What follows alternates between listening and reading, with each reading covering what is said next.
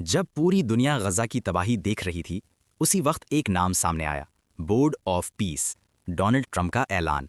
सवाल ये है, क्या ये वाकई अमन का मंसूबा है या ताकत की एक नई चाल? गजा, बरसों से जंग, खून और बर्बादी की अलामत। हजारों जानें ज़ाया हुईं, लाखों लोग बेघर हो गए। दुनिया ने बयानात दिए, करारदादें पास हुईं, मगर ज़मीन पर अमन आज भी एक ख्वाब है। ऐसे में साबिक अमरीकी सदर डोनाल्ड ट्रंप एक नए बैनुल-अक़वामी मंसूबे का ऐलान करते हैं, जिसे कहा जाता है बोर्ड ऑफ पीस। दावा ये किया जाता है कि गजा में जंगबंदी करवाई जाएगी और उसके बाद गजा की तामीर नौ की जाएगी।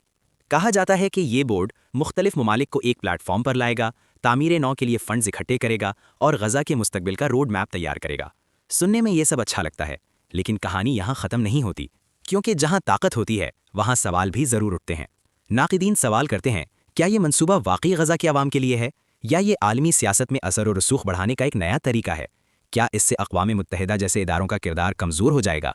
और सबसे अहम सवाल, क्या गजा के फैसले गजा के लोग खुद करेंगे या कोई और? सोशल मीडिया पर कुछ लोग इसे खुफिया एजेंडा भी करार दे रहे हैं, लेकिन हकीकत यह है कि अभी तक कोई ऐसा ठोस सबूत सामने नहीं आया जो इन दावों की तस्दीक कर सके। हकीकत यह है कि बोर्ड ऑफ पीस का नाम और मंसूबा मौजूद है। कुछ ममालिक इसे उम्मीद की किरण समझते हैं, जबकि कुछ इसे खतरा तस्वर करते हैं।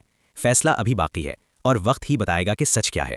तो सवाल आज भी जिंदा है, क्या बोर्ड ऑफ पीस गजा के लिए अमन लाएगा या ये सिर्फ आलमी सियासत का एक नया बाब है? आप क्या सोचते हैं? कमेंट्स में अपनी राय जरूर दें।